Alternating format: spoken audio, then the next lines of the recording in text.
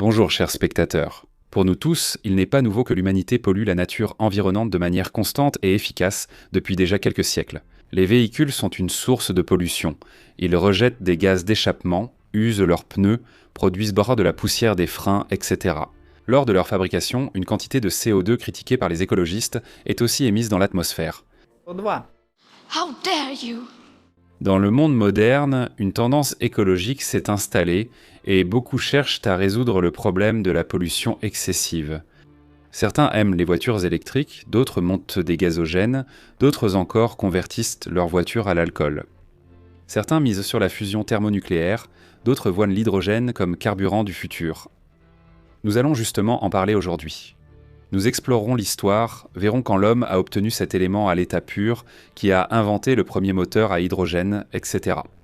Nous analyserons les avantages et inconvénients de ce carburant pour la production et l'utilisation.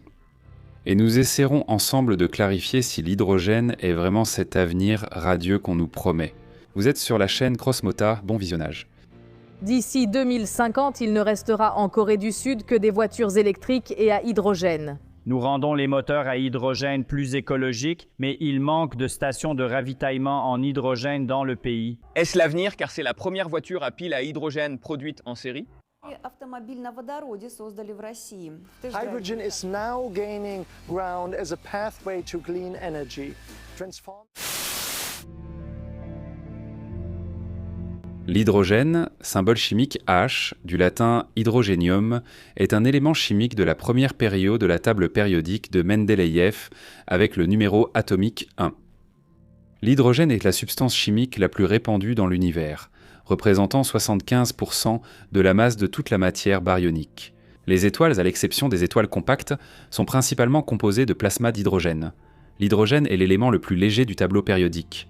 Cependant, malgré sa grande abondance dans l'univers, il est difficile de trouver de l'hydrogène pur sur Terre. Cet élément forme aisément des liaisons covalentes avec la majorité des non-métaux. C'est pourquoi, dans notre réalité, il existe sous forme de composés organiques et inorganiques. L'eau est l'exemple le plus marquant des composés inorganiques. Comme l'hydrogène gazeux est extrêmement léger, il s'échappe progressivement de l'atmosphère terrestre. Chaque seconde, sous l'effet du vent solaire, la Terre perd 3 kg d'hydrogène, ce qui, à long terme, conduira à l'assèchement de la planète. H. Hydrogène, oxygène.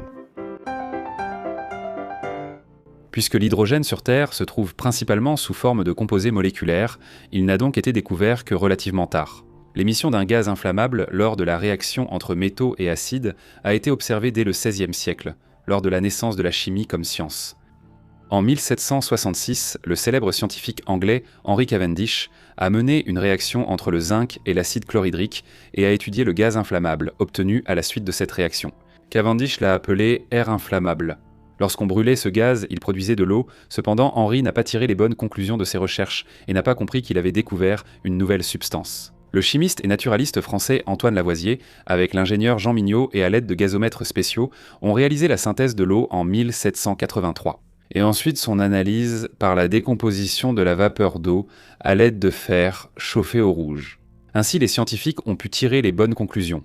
Ils ont établi que l'air inflammable fait non seulement partie de la composition de l'eau, mais qu'il peut aussi en être extraite. En 1787, Lavoisier a émis l'hypothèse que le gaz étudié était une substance simple et, par conséquent, faisait partie des éléments chimiques primaires.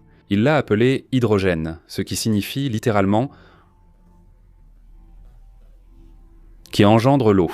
Les propriétés combustibles de ce gaz léger n'ont pas échappé aux scientifiques et ingénieurs. D'autant plus qu'avec le développement des sciences appliquées, les premiers prototypes de moteurs à combustion interne ont commencé à apparaître, et au début, on utilisait tout et n'importe quoi comme carburant pour eux. L'hydrogène est depuis longtemps vu comme un carburant très prometteur. Sa combustion très efficace ne produit que de la vapeur d'eau. Excellente nouvelle pour les écologistes. Le pouvoir calorifique massique de l'hydrogène est d'environ 120 à 130 mégajoules par kilogramme, ce qui est plusieurs fois supérieur à celle des carburants hydrocarbonés. J'ai rapidement préparé un tableau visuel qui présente les types de carburants les plus courants, ainsi que la densité de la substance et sa chaleur spécifique de combustion. Attention à la densité. Le méthane est 7,5 fois plus dense que l'hydrogène. Quelle conclusion en tirer ? Assez simple. L'utilisation d'hydrocarbures supérieurs rend le réservoir de stockage plus compact, ce qui est un détail non négligeable pour les véhicules. Plongeons un peu dans l'histoire. Le premier moteur fonctionnant à l'hydrogène a été inventé en 1806 par l'inventeur français François-Isaac de Rivaz. Il produisait de l'hydrogène par électrolyse de l'eau. Son moteur utilisait pour la première fois des solutions que l'on retrouve encore aujourd'hui dans les moteurs à combustion interne modernes, comme l'ensemble piston et l'allumage par étincelle. Cependant, le mécanisme bielle-manivelle était encore absent de la conception. En 1807, de Rivaz équipa un véhicule expérimental d'un tel moteur et, la même année, il déposa une demande de brevet intitulée « Utilisation de l'explosion du gaz d'éclairage » ou d'autres matériaux explosifs comme source d'énergie dans un moteur. Je tiens à attirer votre attention sur le fait que les premiers moteurs à combustion interne étaient très primitifs et peu fiables.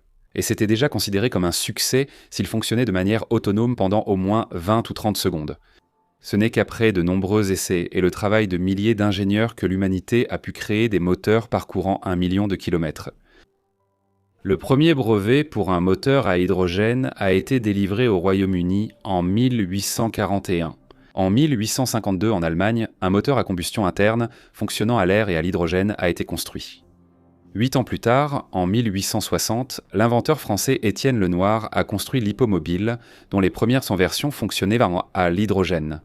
Le gaz combustible était obtenu par électrolyse, d'où vient le nom hippomobile, du grec ancien hippos qui signifie « cheval », parce que le véhicule avait constamment besoin de boire.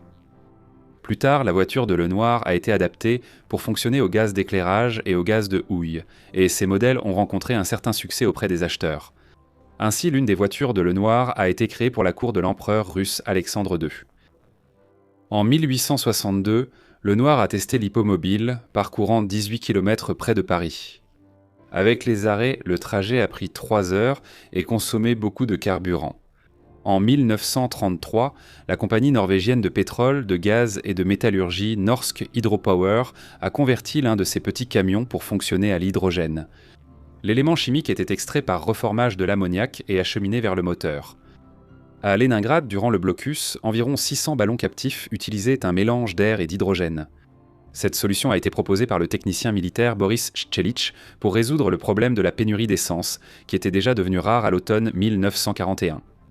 C'est lui aussi qui a rééquipé environ 200 camions gaz AA pour fonctionner à l'hydrogène, ainsi que tous les treuils de la ville. En 1942, Shchelich est envoyé en mission à Moscou pour mettre en œuvre sa technologie dans les unités de défense aérienne de Moscou. En hiver 1941, le technicien militaire junior reçoit l'ordre de l'Étoile rouge pour sa proposition d'amélioration RATS. Jusqu'ici, nous avons seulement évoqué la combustion de l'hydrogène dans les cylindres d'un moteur à combustion interne. Mais il existe une autre façon de produire de l'énergie. Ce sont les piles à combustible à hydrogène. Elles convertissent directement l'énergie chimique de la réaction d'oxydation de l'hydrogène en courant électrique sans passer par la combustion. À la sortie d'un tel dispositif, on obtient aussi de l'eau. Vous seriez surpris de savoir depuis quand cet élément combustible existe. Déjà en 1839. C'est à cette époque que l'inventeur gallois Sir William Robert Grove a mis au point la cellule de Grove. William expérimentait avec différents types de piles électriques et a découvert une différence de potentiel sur des plaques de platine plongées dans un mélange d'hydrogène et d'oxygène. Dans les années 1920, les recherches sur les piles à combustible ont mené à l'apparition du combustible à oxyde solide, à une meilleure efficacité et à une puissance adaptée à un usage pratique. Dans sa quête de production d'électricité par des réactions chimiques, la société américaine Alice Chalmers, spécialisée dans la fabrication de machines pour divers secteurs tels que la construction, l'agriculture, l'extraction et la transformation des ressources, ainsi que la production et la transmission d'électricité, en 1951, elle a commencé à étudier les piles à combustible à hydrogène, le 15 octobre 1959. Les ingénieurs de la division AC Research ont présenté un tracteur fonctionnant avec des piles à combustible à hydrogène. Ce tracteur à piles à combustible a labouré un champ de luzerne avec une charrue à 2 socs. C'était un spectacle impressionnant. Tout se passait sans le vacarme des moteurs, sans nuage d'échappement. Le tracteur était équipé de 1008 piles à combustible, regroupées en 112 blocs de 9 éléments chacun, répartis dans 4 modules, qui produisaient l'énergie nécessaire au fonctionnement d'un moteur à courant continu, standard Alice Chalmers d'une puissance de 20 chevaux. Pour la production de masse, ce tracteur était extrêmement coûteux, mais il a constitué une étape qui a permis à l'entreprise d'atteindre un nouveau niveau. Alice Chalmers a développé des piles à combustible pour le programme spatial et l'armée américaine a également signé un contrat pour certains équipements expérimentaux fonctionnant avec des piles à combustible. Dans les années 70, l'entreprise a cessé l'activité de cette division et l'a vendue à Teledyne en raison de la baisse du financement. Après avoir effectué les essais, Alice Chalmers a remis le tracteur à piles à combustible en donne au Smithsonian Institution. L'ingénieur anglais Francis Bacon, en s'appuyant sur des recherches antérieures, a développé le concept de pile à combustible à hydrogène. Sa conception finale, la cellule Bacon, a été perfectionnée en 1959. Ces principes fondamentaux ont été utilisés dans le développement des piles à combustible, utilisées par la NASA dans ses fusées. Les piles à combustible à hydrogène pour l'espace avaient une fonction secondaire intéressante. En plus de produire de l'électricité, elles génèrent de l'eau que les astronautes buvaient ensuite. Je me demande s'il y aura des commentateurs sous la vidéo qui croient que l'homme n'est jamais allé dans l'espace. C'est justement la participation de la NASA qui a rendu les piles à combustible à hydrogène commercialement viables. Dans les années 60, l'agence a financé plus de 200 contrats de recherche qui ont progressivement conduit à la création de piles à combustible à hydrogène plus compactes et plus efficaces, pouvant être installées dans des voitures, des avions et d'autres moyens de transport. La première voiture à piles à combustible à hydrogène fut l'Electrovan de General Motors en 1966. L'Electrovan était l'œuvre du docteur Craig Marks, qui dirigeait la plupart des projets d'ingénierie avancée chez GM. Marks, avec 250 employés, a développé l'Electrovan pendant plus de 2 ans. L'Electrovan utilisait une pile à combustible fabriquée par Union Carbide, qui fonctionnait à l'hydrogène liquide surrefroidi et à l'oxygène liquide. Les piles à combustible d'aujourd'hui utilisent un oxygène moins pur, provenant de l'air ambiant. L'Electrovan avait un grand réservoir d'hydrogène et un autre d'oxygène. La voiture comportait environ 168 mètres de tuyauterie. Et en fait, le fourgon 6 places était tellement rempli d'équipements qu'il ne pouvait accueillir que 2 personnes. Le minibus pouvait parcourir jusqu'à 193 km avec un seul plein. Il a été fabriqué en un seul exemplaire comme démonstrateur de technologie et, pour des raisons de sécurité, il ne circulait que sur le site de l'usine. GM avait prévu d'équiper et de produire un petit lot sous le nom de Electrovan, mais l'installation était énorme. De plus, le prototype de l'électroventilateur a connu plusieurs fuites d'hydrogène et d'oxygène et une explosion du réservoir d'hydrogène. L'intérêt pour l'hydrogène a cru durant la crise pétrolière des années 1970.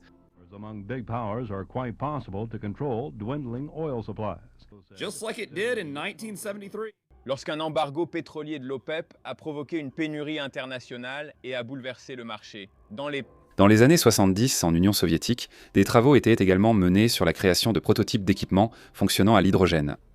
Durant cette période, différentes organisations, instituts scientifiques et instituts automobiles ont créé des prototypes de voitures fonctionnant à l'hydrogène et des mélanges essence-hydrogène. Parmi eux, il y avait la Jiguli, la 412e Moskvitch, la 24e Volga, la Gaz 69, le minibus RAV et OAZ, ainsi que le camion ZIL 130. Je vais vous parler un peu plus en détail de quelques-uns de ces prototypes. En 1976, des experts de l'Institut des problèmes de construction mécanique de l'Académie des sciences de la RSS d'Ukraine, à Kharkov, ont conçu une Moskvitch 412 expérimentale équipée d'un groupe motopropulseur fonctionnant à l'hydrogène.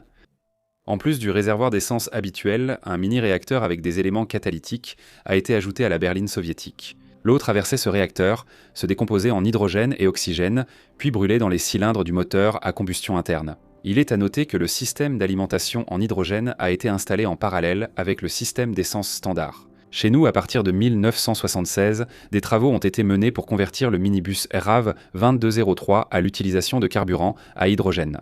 À partir de 1979, des essais en laboratoire et sur route ainsi qu'une exploitation expérimentale ont été réalisés. Les scientifiques soviétiques ont observé que le système essence-hydrogène produisait peu d'émissions toxiques. Le CO a chuté de 23 fois, les NO de 5,3 fois. L'efficacité énergétique du carburant a également été notée. Plusieurs minibus à hydrogène ont desservi le village olympique en 1980. Des travaux sur une installation à hydrogène pour l'aviation étaient également menés en Union soviétique. Elle a été testée sur le prototype Tucson 55. Un moteur de série fonctionne à l'hydrogène ou à l'essence ? En 1979, la première voiture BMW avec un moteur à hydrogène est apparue. Ce prototype expérimental a été créé par les ingénieurs en collaboration avec l'Institut allemand de recherche et d'essai en aéronautique et astronautique, sur la base du modèle 520/4. De l'extérieur, la voiture ne différait guère de ses homologues à essence, mais son moteur 4 cylindres fonctionnait à l'hydrogène. Cependant, à la fin de la crise du carburant, l'idée des moteurs alternatifs a été oubliée jusqu'aux années 2000. Le XXIe siècle a vu un essor important de la recherche et de l'introduction des piles à combustible à hydrogène. En 2004, la flotte allemande a testé un sous-marin à hydrogène, et la Chine a testé le premier train à hydrogène au monde en 2015. En 2007, ce même constructeur BMW a lancé une série limitée de voitures Hydrogen 7 qui pouvaient en fonctionner aussi bien à l'essence qu'à l'hydrogène. La voiture n'était pas bon marché et une bonbonne de 8 kg de gaz ne permettait que 200 à 250 km d'autonomie. La première voiture de série équipée d'un moteur à hydrogène a été la Toyota Mirai, sortie en 2014. Aujourd'hui, des modèles à hydrogène existent dans les gammes des grands constructeurs automobiles comme Honda, Hyundai, Audi, BMW et Ford. Même une voiture russe haut de gamme a été équipée de piles à combustible à hydrogène dans le cadre d'un prototype. Après 10 minutes à évoquer les prototypes et recherches des scientifiques sur le carburant à hydrogène menées depuis au moins 100 ans, une question tout à fait logique se pose. Pourquoi diable l'humanité roule-t-elle encore à l'essence et au diesel ? Eh bien, dernièrement, un peu aussi à l'électricité. Pourquoi, malgré de longues années de travail et de recherche, l'hydrogène sacré reste-t-il encore le carburant du futur et non celui d'aujourd'hui ? Voyons, quel est le problème avec l'hydrogène ? Comment le carburant à l'hydrogène est-il perçu par une personne ordinaire qui ne s'est pas vraiment penchée sur le sujet et n'en a entendu parler qu'aux infos, à la télévision, dans la propagande écologique sur Internet, dans les Reels et les Shorts ? L'hydrogène, c'est le carburant du futur. C'est éco-responsable. C'est une ressource inépuisable. Aucun ours polaire, flamant rose ou licorne ne mourra à cause d'une telle voiture. Et si vous avez soif, vous pouvez même boire à l'échappement de cette bagnole, car il n'en sort que de l'eau pure. Voici le contexte approximatif. Maintenant, allons dans les coulisses et procédons étape par étape. Le principal problème de l'hydrogène est qu'on ne peut pas l'extraire directement de la Terre, de l'océan ou de l'atmosphère, contrairement au gaz naturel ou au pétrole qu'on pompe facilement. Sur Terre, l'hydrogène est lié en molécules avec d'autres substances. Il faut donc fournir une certaine énergie pour briser ces molécules et obtenir du H2 pur. Il existe plusieurs méthodes pour obtenir de l'hydrogène. L'électrolyse. On applique une tension aux électrodes et l'eau se décompose en hydrogène et en oxygène. Cette méthode s'applique aussi aux solutions aqueuses de sel. Il existe plusieurs méthodes chimiques. La conversion du méthane avec de la vapeur d'eau à 1000 degrés Celsius, le passage de la vapeur d'eau sur du coke incandescent à une température d'environ 1000 degrés, l'oxydation catalytique du méthane par l'oxygène, le craquage et le reformage des hydrocarbures lors du traitement du pétrole. Et dans les laboratoires, on obtient de l'hydrogène en très petite quantité à la suite de la réaction des métaux avec des acides et des bases avec du zinc et de l'aluminium. En 2019, 75 millions de tonnes d'hydrogène étaient produites et par conséquent consommées dans le monde. La majeure partie est utilisée dans le raffinage du pétrole et dans la production d'ammoniac. Les 3/4 de cette quantité sont produits à partir du gaz naturel et presque tout le reste provient du charbon. Et seulement environ 4% sont produits par électrolyse. Alors, comment ça se fait ? Pourtant, on voit tellement de vidéos de bricoleurs à la maison qui décomposent de l'eau en hydrogène et en oxygène par électrolyse. Comme passe-temps amusant et pour produire de petites quantités d'hydrogène, ça convient. Mais penchons-nous sur l'aspect énergétique du processus. Au début de la vidéo, vous rappelez que brûler 1 kg d'hydrogène libère 120 à 130 mégajoules d'énergie. Calculons l'électricité nécessaire pour produire 1 kg d'hydrogène par électrolyse de l'eau. Cela fait environ 50 à 55 kWh.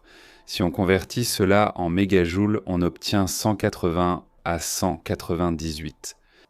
En résumé, ce procédé n'est pas avantageux sur le plan énergétique. Au fait, savez-vous combien de CO2 est émis lors de la production de ces 75 millions de tonnes d'hydrogène utilisées chaque année dans l'industrie mondiale ? 830 millions de tonnes. Mais comment est-ce possible, alors que l'hydrogène est si pur et innocent ? Regardez, il existe au moins 4 types d'hydrogène selon la méthode de production, et l'empreinte carbone associée. brun, bleu, gris et vert. Le brun, comme vous l'avez compris, est le plus polluant. Il est produit par gazéification du lignite. Cela donne un gaz de synthèse, un mélange de CO2, de CE, d'hydrogène, de méthane et d'éthylène, ainsi qu'une petite quantité d'autres gaz. L'hydrogène bleu est obtenu par vaporeformage du méthane, mais à condition de capter et de stocker le carbone. Cette méthode est assez coûteuse. L'hydrogène gris est produit par vaporeformage du méthane, et ce type d'hydrogène représente plus de 70% de notre production. Le gaz naturel sert de matière première pour cette réaction.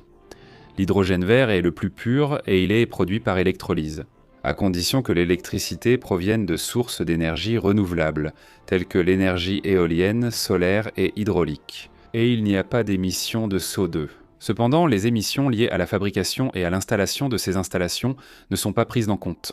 Différentes méthodes de production entraînent des coûts différents pour le produit fini. La méthode la plus courante produit de l'hydrogène gris. Le coût d'un kilogramme de H2 varie de 1,50 $ à 3 $ américains. Avec des méthodes plus coûteuses, le prix peut atteindre 10 $ par kilogramme. Il existe aussi ce qu'on appelle l'hydrogène blanc. Il se forme grâce à des processus géologiques naturels. Ce type d'hydrogène a été découvert pour la première fois en 1979 dans des mines au Mali. Actuellement, scientifiques et ingénieurs se creusent la tête pour savoir s'il est possible d'extraire cette ressource. Cependant, comme ce gaz est extrêmement volatile, la tâche ne sera pas facile. Nous avons brièvement vu l'extraction, passons au stockage et au transport. Rappelez-vous, l'hydrogène est très léger. Ainsi, à l'état liquéfié, à une température inférieure à moins 253 degrés Celsius, sa densité est de 71 kg par mètre cube de volume. À titre de comparaison, ce même volume d'eau pèse 1000 kg. Le stockage de l'hydrogène liquide provoque d'importantes pertes inévitables dues à son évaporation, pouvant atteindre un 0,5% par jour pour des réservoirs jusqu'à 50 mètres cubes. Les grands réservoirs subissent moins de pertes de cette substance. Le stockage de l'hydrogène liquide exige un contrôle strict de la température du réservoir et engendre d'importantes dépenses énergétiques. Dans les installations réelles de production d'hydrogène liquide, la consommation d'énergie représente de 30 à 50% de son pouvoir calorifique. C'est pourquoi cette méthode coûte cher. Pour le stockage gazeux, l'hydrogène nécessite des pressions plus élevées que le méthane. Et encore une fois, c'est à cause de la faible densité. Dans une voiture, on ne peut pas avoir de grands réservoirs, mais il faut quand même une certaine autonomie par plein. C'est pourquoi dans les voitures à hydrogène modernes, la pression dans le réservoir atteint environ 700 atmosphères. Dans ces conditions, on peut stocker 39 kg par mètre cube, mais la résistance exigée des réservoirs reste très élevée. Il existe aussi une troisième option pour stocker l'hydrogène, les hydrures métalliques. Je vais expliquer rapidement, de façon simple, comment cela fonctionne. La molécule H2 a une taille de 1,2 fois 10 puissance moins 10 mètres. La taille d'un atome d'hydrogène, c'est-à-dire d'un proton avec un électron qui gravite quelque part autour, est de 0,529 millième fois 10 puissance moins 10 mètres. Quant au proton lui-même, il mesure 2,5 fois 10 puissance moins 13 mètres. C'est-à-dire qu'un proton, le noyau de l'atome, est 211 fois plus petit que l'atome lui-même. L'hydrogène possède une propriété extrêmement intéressante.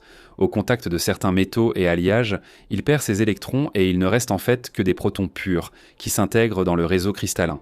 Et on peut y en introduire énormément. Cette réaction réversible permet les cycles de charge et décharge des accumulateurs à hydrure métallique. Avec cette méthode, la densité de stockage peut atteindre jusqu'à 150 kg par mètre cube. Mais la consommation d'énergie représente 30 à 40% du pouvoir calorifique de l'hydrogène. D'autres options incluent des absorbants et des supports organiques, etc. Il faut rappeler que chaque méthode demande de l'énergie. L'hydrogène doit être liquéfié, fortement comprimé, injecté, puis extrait du métal, et ainsi de suite. Et pour l'instant, en ce qui concerne le stockage de l'hydrogène dans un véhicule, rien de plus efficace n'a été inventé que de gonfler un réservoir à 700 atmosphères. Les pertes ne sont que d'environ 10%. Et aucune percée magique dans le secteur ne se profile à l'horizon. Le transport de l'hydrogène est une autre tâche difficile. Et le problème réside dans l'hydrogène lui-même. C'est l'élément le plus simple et le plus petit. Il est capable de s'infiltrer là où il n'y aurait jamais de fuite de méthane ou d'ammoniac. Cela entraîne un risque élevé d'incendie. Et la flamme de l'hydrogène est à peine visible par temps clair. En raison de ces propriétés de l'élément le plus répandu dans l'univers, les pipelines et les réservoirs d'hydrogène doivent répondre à des exigences beaucoup plus strictes en matière d'étanchéité et de qualité des matériaux. C'est pourquoi, dans la réalité actuelle, la majeure partie de l'hydrogène est produite sur le lieu d'utilisation, c'est-à-dire à proximité des entreprises pétrochimiques et de la production d'ammoniac. Le plus long pipeline à ce jour se trouve en Allemagne et en Belgique et ne mesure que 400 km de long. Des études expérimentales sur la possibilité de transporter de l'hydrogène à l'aide de pipelines en acier destinés au gaz naturel ont montré que les pertes d'hydrogène dans le système sont 3 à 3 fois et demi supérieures en volume à celles du gaz naturel. De plus, le transport de l'hydrogène par pipeline nécessite 3 fois plus d'énergie que le transport du gaz naturel pour la même quantité d'énergie transportée. Quelques mots sur l'infrastructure. Il y a peu de stations de ravitaillement en hydrogène dans le monde. Les difficultés de stockage, transport, risques d'incendie et d'explosion concernent aussi ces stations et impactent leurs coûts. Et construire une infrastructure très coûteuse dont la rentabilité n'est même pas garantie est vraiment loin d'être simple, dans le contexte du transport et stockage complexe. Tous les rêves d'une économie de l'hydrogène supposent de petits systèmes de production d'hydrogène répartis, ce qui ne nous laisse qu'une seule option réaliste, l'électrolyse. Une telle production doit être assurée par des organisations compétentes dans le strict respect des règles de sécurité et de la protection du travail. Il n'est pas question de confier la production d'hydrogène aux masses. Personnellement, je n'aimerais pas que mes voisins produisent de l'H2 sous une pression de 600 à 700 atmosphères à l'aide de panneaux solaires. Au diable ces voisins-là. Et pour finir, examinons l'efficacité des voitures à hydrogène elles-mêmes. Comme expliqué dans le récit, il y a 2 façons d'extraire l'énergie de l'hydrogène et de la transformer en mouvement. Dans le premier cas, une voiture classique utilise un moteur à combustion interne, brûlant un mélange air-hydrogène dans les cylindres.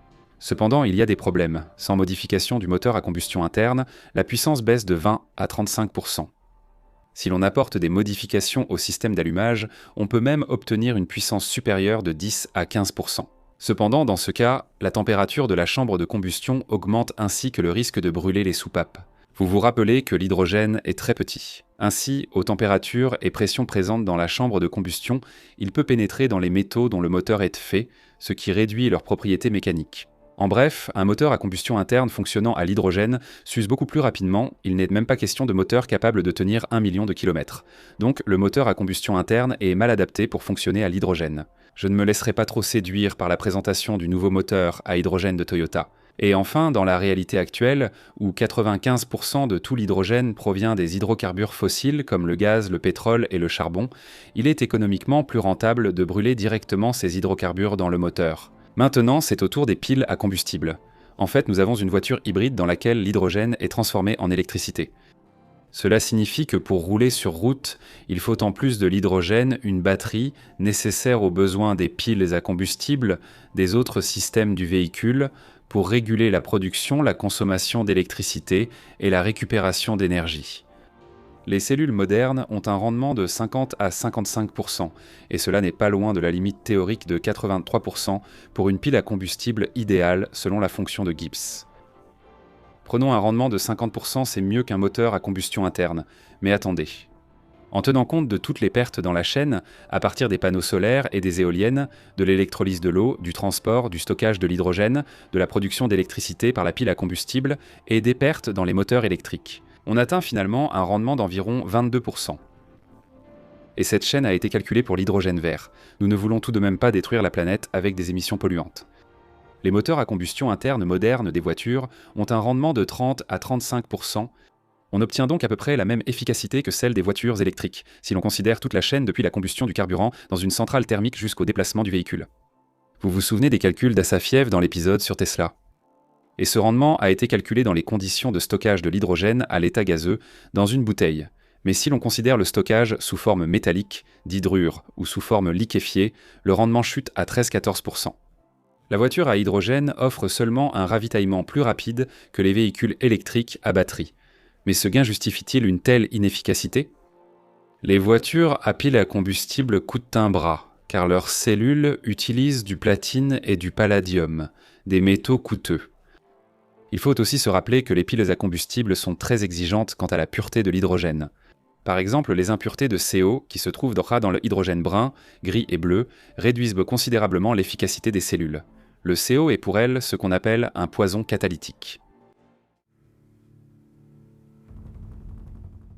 Il existe une vidéo assez ancienne dans laquelle Elon Musk qualifie le concept de voiture à hydrogène avec piles à combustible de stupidité. Je remets en cause l'efficacité des piles à hydrogène, car ce concept me semble très stupide. Et oui, d'un côté Musk est vraiment un bavard. Quelques-uns de ses mots peuvent influencer la valeur de plusieurs actions, et il doit promouvoir ses propres Tesla électriques. Mais d'un autre côté, Elon n'est pas stupide, il sait calculer les intérêts composés et que le rendement ne peut dépasser 1. Après les chiffres annoncés dans le chapitre précédent, et après avoir moi-même un peu creusé la question, il devient clair que l'homme qui veut aller sur Mars ne dit pas tant de bêtises que ça. Les gens séduits par l'idée d'un avenir radieux à l'hydrogène sont sûrement déjà en train de cracher sur leur écran et d'écrire des commentaires furieux. Je vous aime aussi les gars. Bien sûr, j'ai reçu de l'argent des pétroliers. Hier, Gazprom m'a apporté une valise et avant-hier, Shell est venu prendre le thé. Malheureusement, ce n'est pas le cas, même si j'aimerais bien.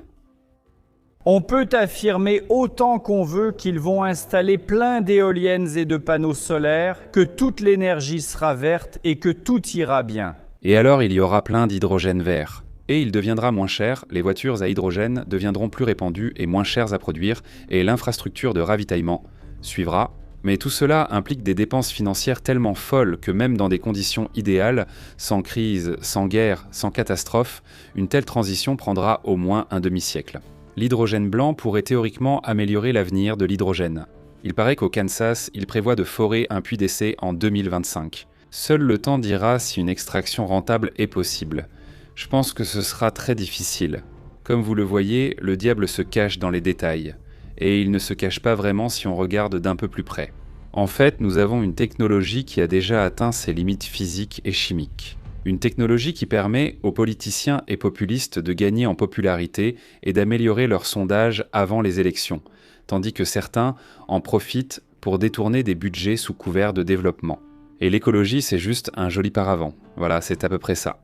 Peut-être qu'un avenir énergétique radieux finira par arriver un jour, mais ce ne sera clairement pas demain, ni dans 10 ans. Certains diront sûrement que ces modains pétroliers freinent le développement des technologies alternatives. J'ai un contre-argument pour vous. Les grands magnates de l'énergie peuvent facilement mettre sous leur coupe les technologies alternatives, les brevets et les scientifiques, pour ensuite en faire une nouvelle vache à lait. C'est tout. Si tu ne peux pas l'empêcher, mets-toi à sa tête. C'était Machiavel ou Souvorov ? Je ne sais plus. Dans ce monde, tout obéit à la logique et à la rationalité économique. Alors je ne sais pas pour les autres, mais moi je vais sortir ma Yamaha, faire le plein de 95 et aller profiter de la vie. Sur ce, mon histoire touche à sa fin. Vous savez quoi faire pendant ou après le visionnage. Là-bas, il y a le bouton s'abonner. Un peu plus à droite, vous pouvez mettre un pouce en l'air ou en bas. En bas, vous pouvez écrire des commentaires. Vous pouvez aussi envoyer cette vidéo à quelqu'un que vous connaissez pour rigoler ou pour lui faire découvrir. C'était la chaîne Krasmota. À bientôt.